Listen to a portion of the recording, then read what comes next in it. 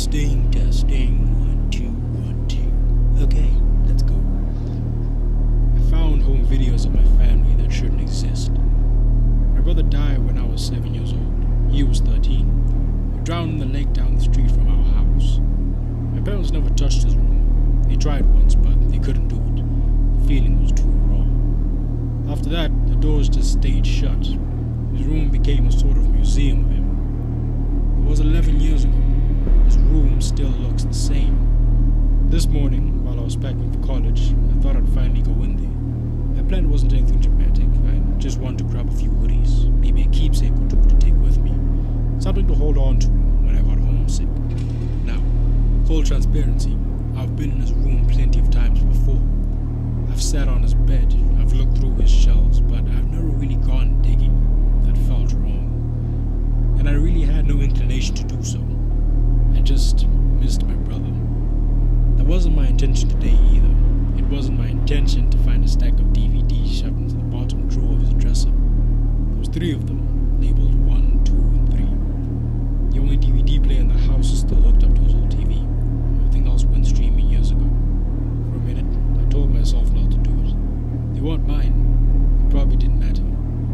I picked up some of the items I had collected, put the DVDs back in the drawer, and returned to my room. Tonight, they started calling to me. Now, I know how that sounds. I know you're thinking it's just my curiosity eating away at me, but it wasn't like that. It felt physical, a pull in my chest. So I crept back across the hall, slipped into his room and locked the door behind me so my parents wouldn't hear. And I put in the first DVD. It was a home video.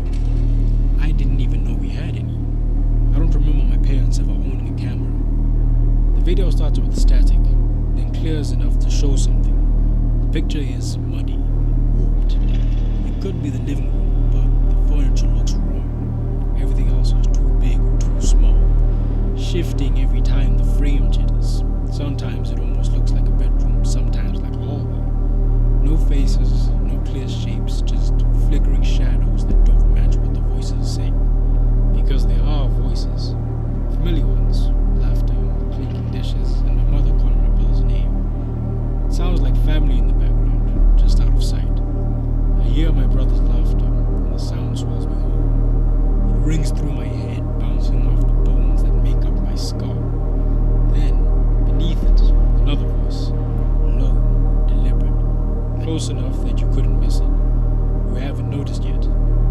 Then the video cut off, just like that. I scrambled to replay it, not even thinking of the other 2 discs that's still stacked on the TV. I just wanted to hear him laugh again, that laugh. I tried not to think about the end, though the fear of it was crawling up my spine as I hit play. Because the way it spoke, it sounded like it wasn't part of the recording at all, like it was speaking to the camera, not me. I pressed play again, this time pausing every few seconds, desperate to make sense of what I was seeing. But nothing held still. Everything on the film looked almost familiar, like a room you swore you've been in but can't place. The walls are a little too narrow. The colors are washed out enough to make it something you've never seen before. It made me feel like my brain was short-circuiting. Then I froze the frame just before the moment he laughed. And there it was, a caption. Faint, yellow, burnt into the corner of the screen. July 30th, 2015. 6 months after my brother drowned. My first thought was that it was a glitch. It had to be. The camera must have been off by a year. There's no other explanation. I forced myself to breathe and to shove back the rising panic. And then I pressed play again.